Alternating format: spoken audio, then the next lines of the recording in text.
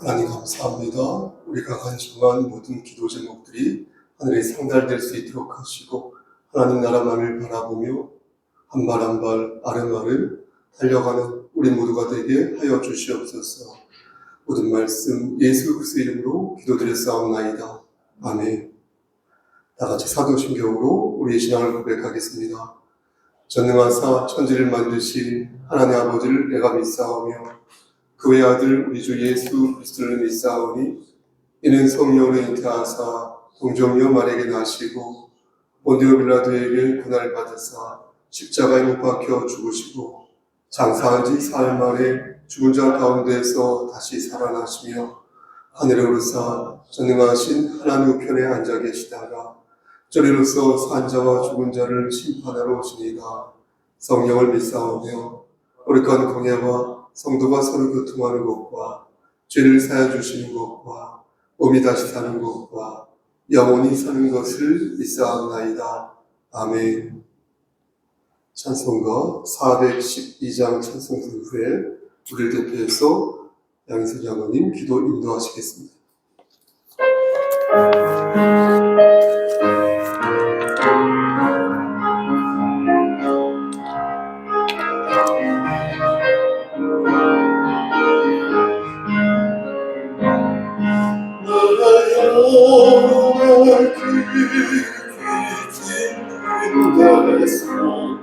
맑은 달이 울려 하늘 목자가 언제나 흘러나와 내 영혼을 보이사네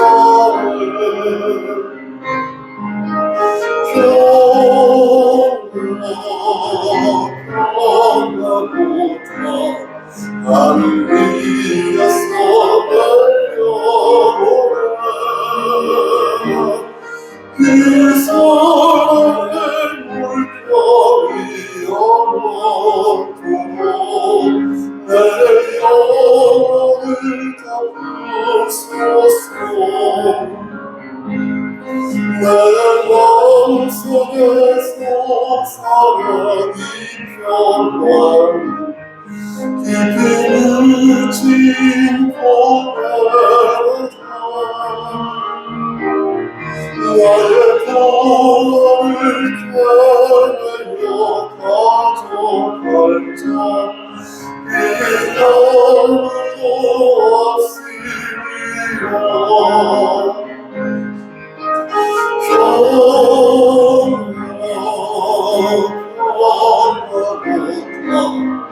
하늘 위에서 내려오네 그 사랑의 물결이 영원토록 내 영혼을 담아주소서 내 영혼의 평안한 영천만이 주의 기쁨을 받으리라 내가 주여 주님과 함께 있어 내 영혼이 보이시네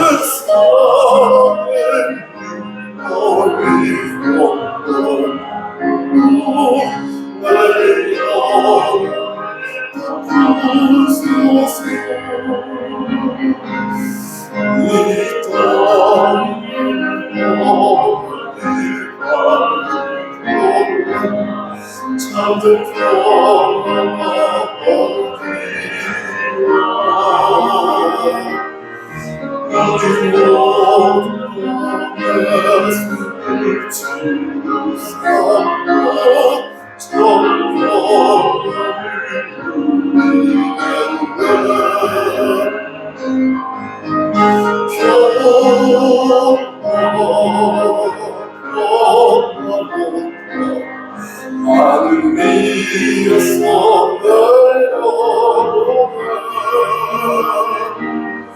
그 사랑의 물결이 열어도 내 영혼을 담았었어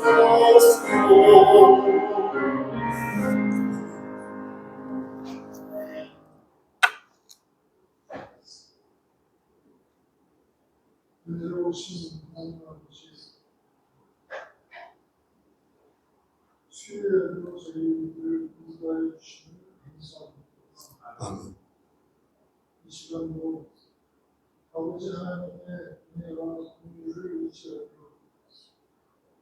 죽을 수밖에 없는 저희의 연약하고 무치한 죄된 모습으로 아버지 앞에 손으로 나갔사오니 저희를 도와주시옵고 주님께서 십자가의 고통 속에서 흘리신 오늘의 공로로 얻게 하여 주시고 거룩한 나라의 백성들을 회복하게 하여 주시옵소서. 아멘.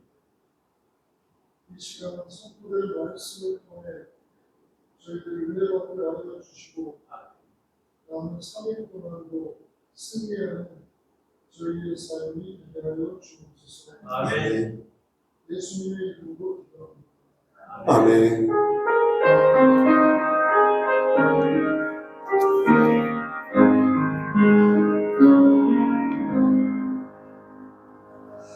하나님 말씀 보겠습니다. 사사기 17장 6절 말씀입니다. 사사기 17장 6절 구약성경 제성경으로 392쪽입니다. 사사기 17장 6절 말씀 구약성경 제성경으로 392쪽 사사기 17장 천천히 찾으셔도 괜찮습니다. 17장 6절 말씀입니다. 다 찾으셨으면 우리 이 말씀을 한 목소리로 합독하겠습니다. 시작.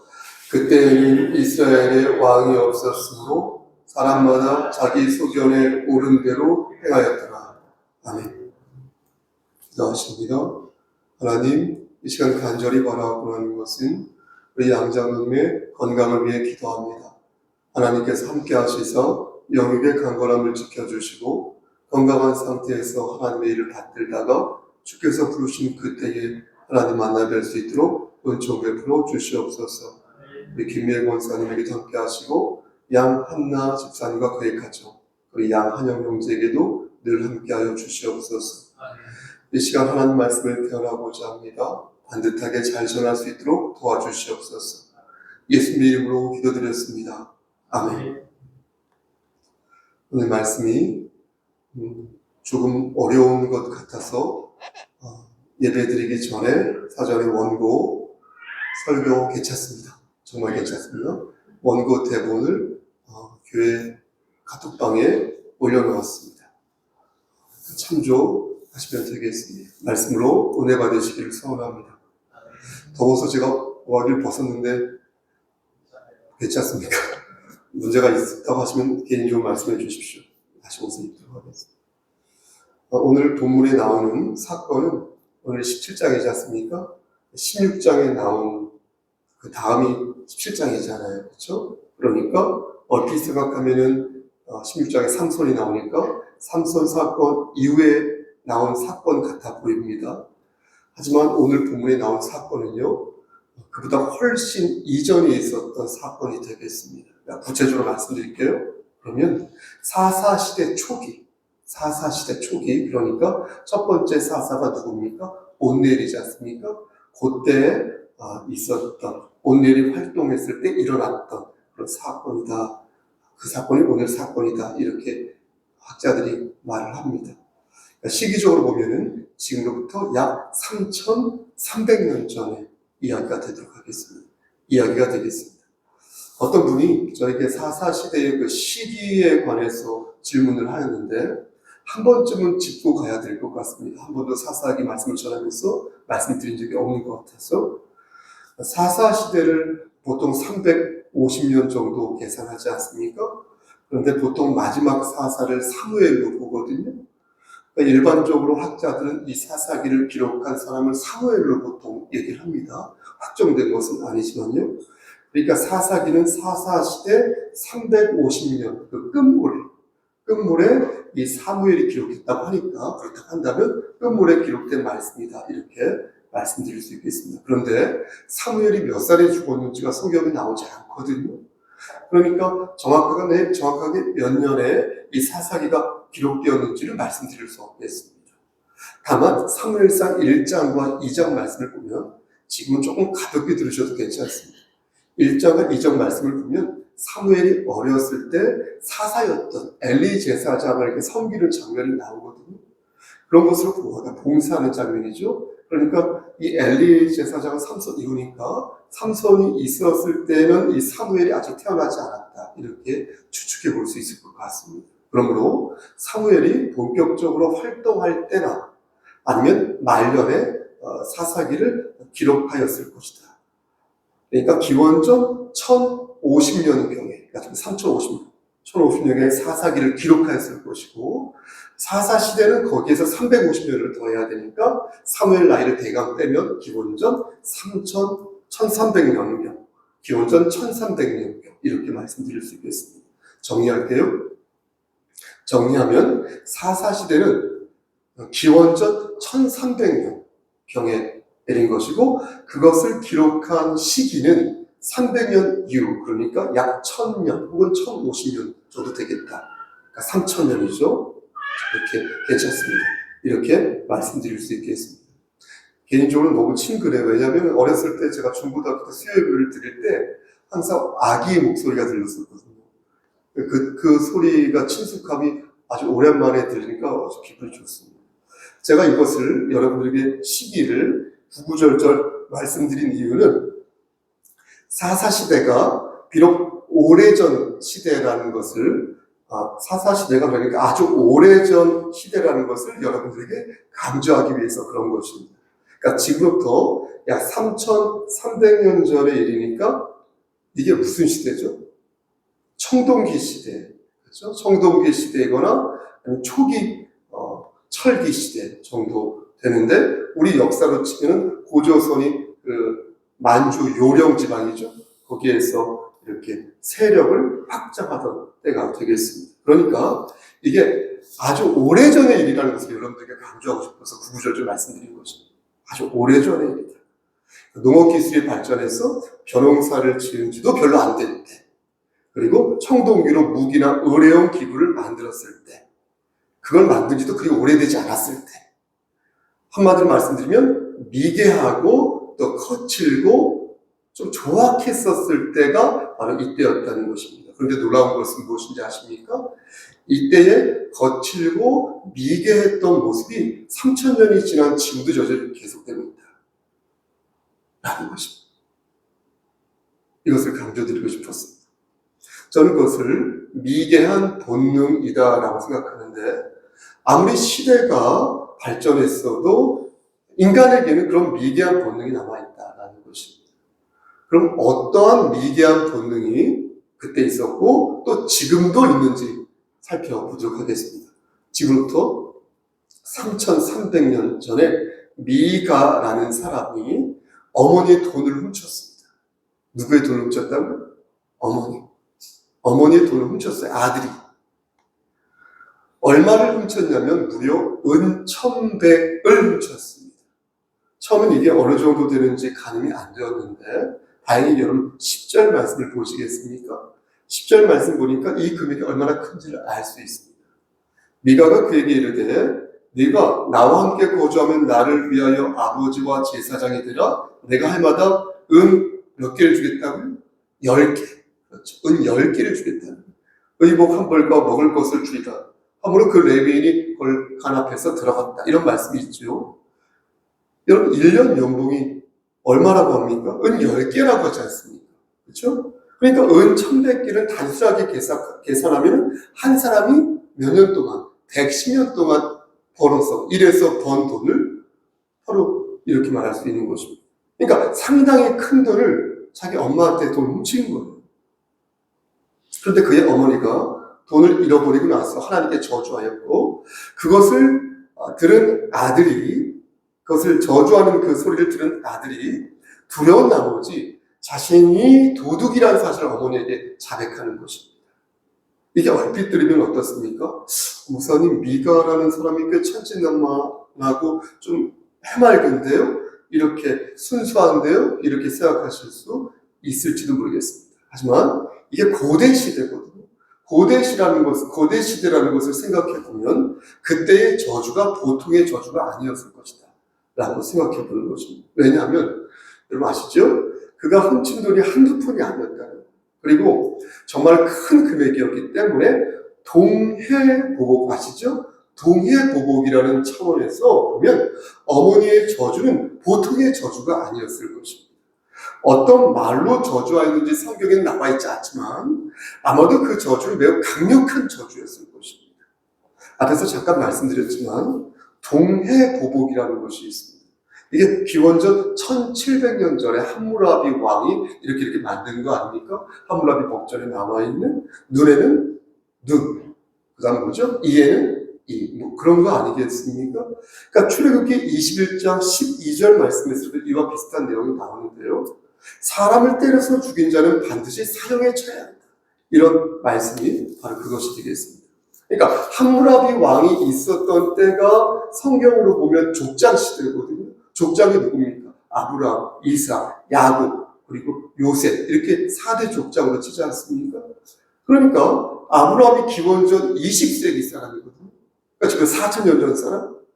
함무라비 왕이 기원전 17세기니까 3,700년의 사람이니까 이스라엘 사람들은 이 동해보복에 대해서 어느 정도 충분히 알고 있었을 것이다. 어느 정도가 아니라 충분히 알고 있었을 것이다. 이렇게 말씀드리겠습니다.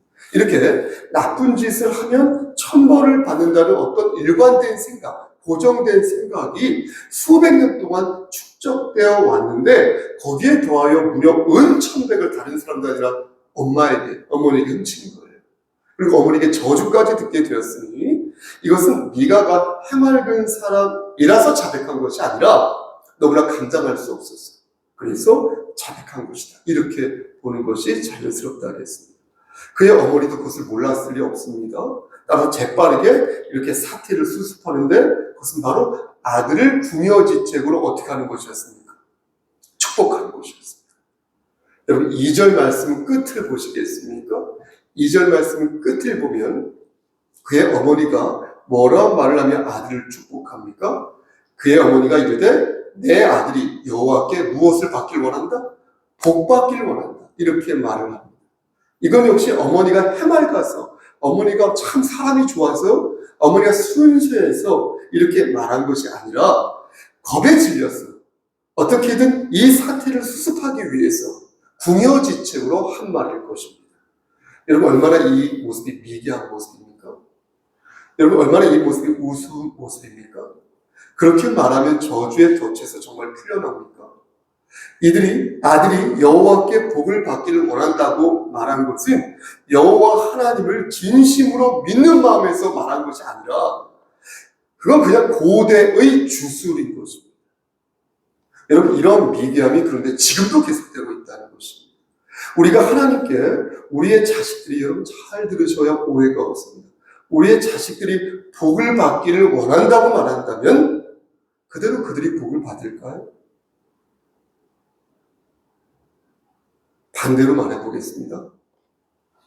만약 우리가 하나님께 나의 자식들이 저주를 받기를 원한다고 한다면 저주받았으면 좋겠어요 라고 말을 한다면 그들이 그대로 저주를 받을까요?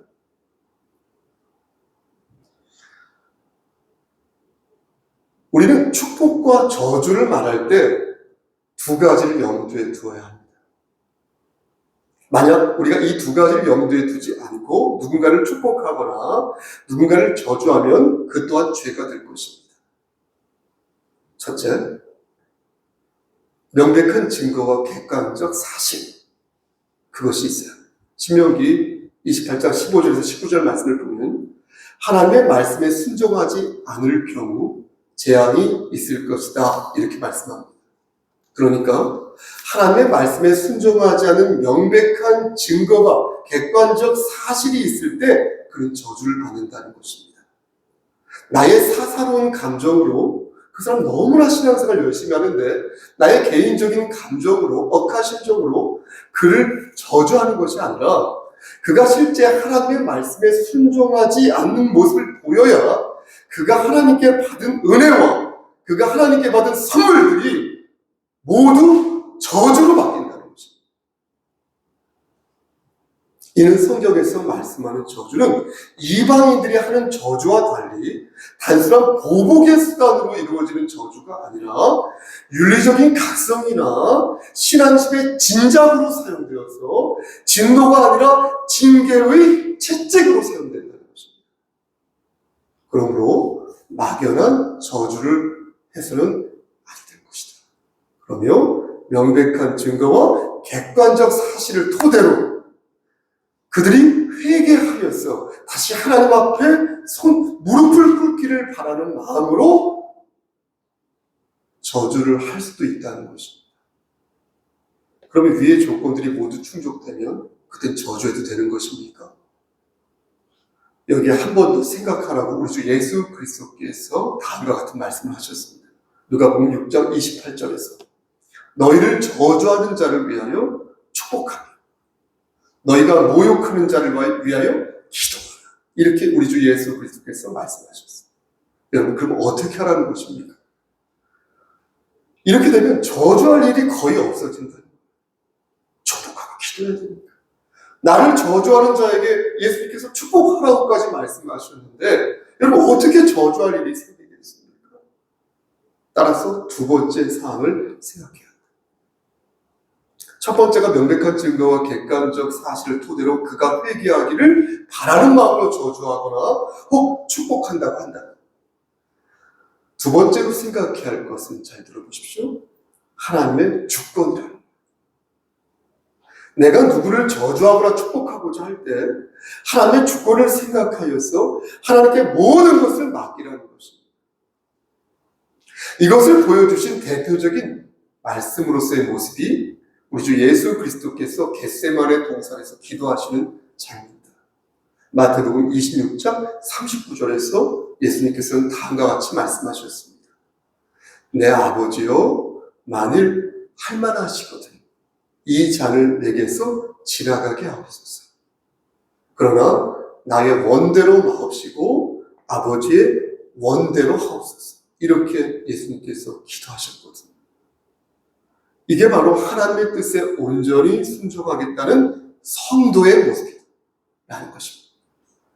그런데 많은 그리스도인들이 이 두 가지 사항을 생각하지 않고 함부로 저주하거나 함부로 축복하는 모습입니다.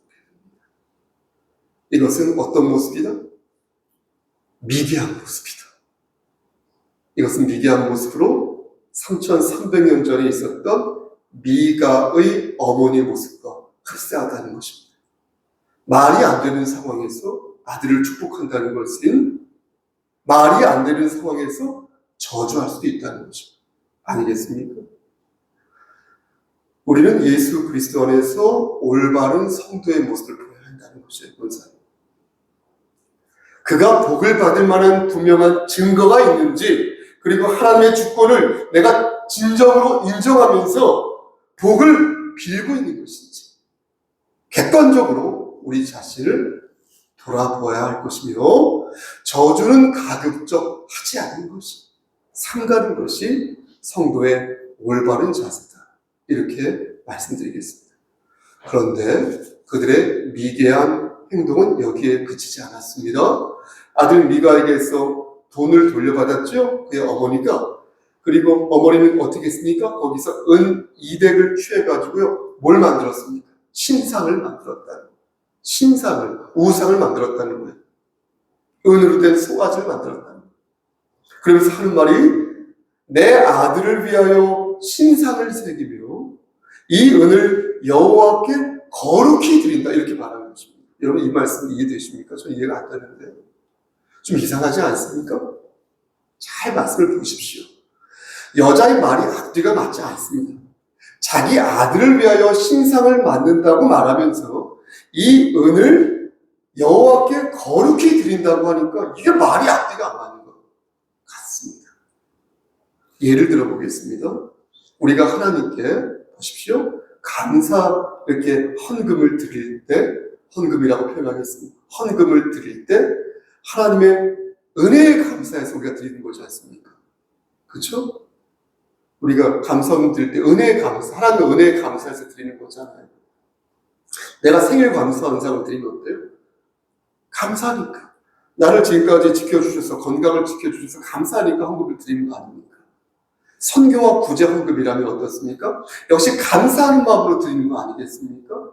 주정헌상은 어떻습니까? 내가 교회 공동체의 일원으로서 주께서 우리 성석교회를 잘 세워주심에 감사하며 드리는 거 아니겠습니까? 건축헌상도 건축과 관계된 부분에서 주께서 지금까지 인도하여 주심을 감사하여 드리는 거 아니겠습니까? 이렇게 모든 헌금은 다 감사하여서 드린다. 그런데 우리가 무엇을 바랄 때가 있습니다. 우리 남편이 승진하기를 바랍니다. 혹은 우리 아들이 군복무를 잘하기를 바랍니다. 혹은 내 건강이 회복되기를 바랍니다. 기타 등등 무엇을 바랄 때가 있습니다. 그러면 우리가 무엇을 원하고 무엇을 바랄 때 하나님께 헌금을 드리는 것이 과연 맞을까요? 다시 말씀드릴게요. 다시 말씀드려서 내가 원하는 것을 들어주기를 바라는 마음에서 하나님께 헌금을 드리는 것이 과연 맞을까요? 결론부터 말씀드리면 맞지 않습니다. 만약 그러한 목적으로 헌금을 드리는 거라면 우리는 헌금을 하나님과 거래하는 용도로 드리는 꼴이 되는 것입니다. 내가 이만큼 당신에게 드릴 테니까 당신은 이만큼 나에게 주십시오 라고 말하는 것과 같다. 물론 그렇게까지 생각하지 않으시겠죠, 우리가. 내가 100을 드렸으니까 하나님 100 주십시오. give and take로 이렇게 생각하는 사람은 아마 없을 것입니다. 거의 없을 것입니다. 하지만 보십시오. 내가 100을 하나님께 드렸으니 하나님 그래도 저에게 10은 주셔야 되는 거 아니겠습니까? 아니 5 정도, 아니 0.5 정도는 주셔야 되는 거 아니겠습니까? 라고 생각한다면 그것도 잘못된 생각이라는 것입니다. 우리가 무엇을 바랄 때는 여기에도 앞에서 말씀드린 두 가지 사안이 적용된다는 것입니다. 여러분 그것이 무엇이라 말씀드렸습니까? 명백한 증거와 객관적 사실 그리고 하나님의 축복. 다시 말씀드렸어요. 그 기도가 정말 이루어져도 될 만큼 내가 씨를 뿌렸는지 내가 심었는지 명백한 증거와 객관적 사실 차원에서 그 기도가 이루어져도 될 만큼 내가 하나님의 말씀에 순종하였는지를 물어야 합니다. 그리고 그보다 더 중요한 것은 하나님의 주권대로 하나님의 뜻대로 이루어지기를 바라는 마음을 내가 갖고 있는지를 물어야 합니다. 그럼 목사님 헌금할 때 기도 제목 적으면 안 되는 것입니까? 아니죠. 그렇지 않죠.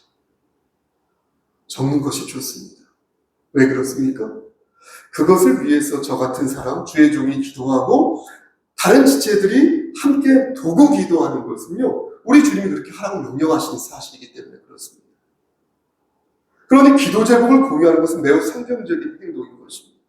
다만 그것을 헌금의 목적으로 생각하지 말라는 것입니다. 그러니까 별개로 보라는 것입니다. 내가 헌집을 하나님께 드릴 테니까 새 집을 주십시오라는 식으로 마치 하나님과 거래하듯 헌금을 하고 헌신을 하는 것은 성경적인 바람직한 자세가 아니라는 것입니다. 그럼 그런 자세는 어떤 자세인가요? 그게 바로 미개한 자세라. 오늘 본문에 나온 미가와 그의 어머니가 그리하였던 것처럼 아들을 위하여 신상을 새겼다고 말하면서 동시에 하나님께 거룩한 이 신상을 바치겠다고 말하는 것은 매우 미개하고 무례한 행동이라는 거죠. 그들의 미개하고 무례한 행동은 거기에 그치지 않았습니다. 미가는 신당을 만들었고요. 자기 아들을 제사장으로 세웠습니다. 자기 아들을. 제사장은 레위 지파 사람 중에서만 선출돼야 되거든요. 아론 후손 중에서. 그래서 그 자손들만이 그 집계를 그때에는 세습하게 되어 있었거든요. 근데 에브라임 지파거든요, 미가가. 근데 에브라임 지파인 미가가 자신의 아들을 제사장으로 세운 것입니다. 명백하게 월권 행위죠. 당시 사회는 그런데 그런 행동이 이상하게 느껴지지 않을 만큼 타락한 사회였다는 것입니다. 그리고 성경은 이러한 불법들이 떳떳하게 자행된 이유를 왕이 없었다라고 말씀하고 있다는 것입니다. 그 말씀이 바로 오늘 본문 말씀인 것입니다. 그렇다면 보십시오. 왕이 세워지고 나서는 모든 문제가 해결되었습니까? 사울 왕이 세워지고 다윗 왕이 세워지고 솔로몬 왕이 세워지면서 미개하고 무례한 행동들이 모두 사라졌습니까? 그래서 하나님 말씀에 순종하여 사는 사람들로 이스라엘이 그런 사람들로 가득 찼습니까? 그렇지 않다는 것을 우린 잘 압니다. 그리고 그들의 무례함은 3000년이 지난 지금까지도 전쟁을 보면 어떻습니까? 수많은 사람들을 그들이 죽이고 있는 것을 보게 되는 것입니다. 말씀 마치겠습니다. 말씀이 좀 어렵죠?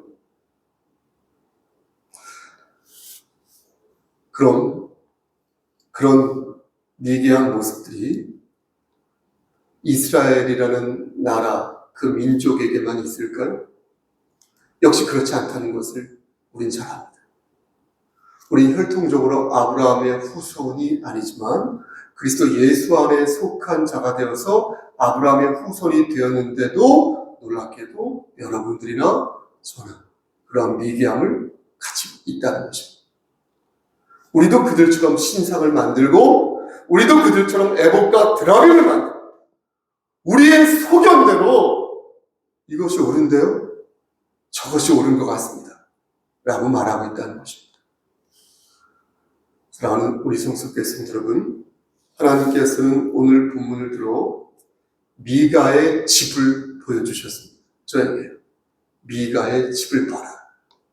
그러면서 저에게 말씀하시기를 미가의 집은 미개하고 무례한데 성목사 너의 집은 어떠한가 물으셨습니다. 여러분, 사랑하는 성도 여러분, 여러분의 집은 어떠합니까? 여러분의 어머니는 어떠하고 여러분의 아들은 어떠합니까? 혹시 하나님의 말씀이 아니라 여러분들의 소견대로 그것이 옳다, 그르다 주장하고 있지는 않습니까? 누구나 결핍이 있습니다. 누구나 죄가 있고 결핍이 있습니다. 문제가 없는 집은 없습니다. 하지만 누구는 하나님의 말씀을 다시 붙잡지만 누구는 끝까지 하나님의 말씀을 외면합니다. 우리가 할 수 있는 것은 무엇입니까? 우리가 할 수 있는 것은 오직 하나, 하나님의 말씀을 붙잡고 그 말씀의 색경으로 내 자신을 쳐다보는 것입니다. 우리가 그렇게 할 때에 주께서 주의 권능으로 우리를 지켜주실 것을 우리는 믿어야 하는 것입니다. 명백한 증거와 객관적 사실에 입각하여 그리고 하나님의 주권에 입각하여 하나님을 기쁘시게 하는 삶을 남은 사흘 동안 사시기를 주님의 이름 받들어 간절히 축원합니다. 아멘. 이제는 우리를 죄에서 구속하여 주신 우리 구주 예수 그리스도의 은혜와 아버지 하나님의 마극하신 그 사랑하심과 성령 하나님의 교통하시고 인도하시는 모든 역사하심이 결국은 하나님의 주권을 받들고 우리가 서 있는 그 자리에서 하나님을 의지하며 내가 서 그 자리에서 예수의 향기를 바라기 위해 노력하는 것, 그것이 최선의 길임을 우리가 깨달아 알아 그렇게 살기를 소원하는 여기 모인 성도와 그들의 가정과 이 재단과 이 나라 위에 하나님의 사랑하심이 세세토록 함께 계실지어다. 아멘.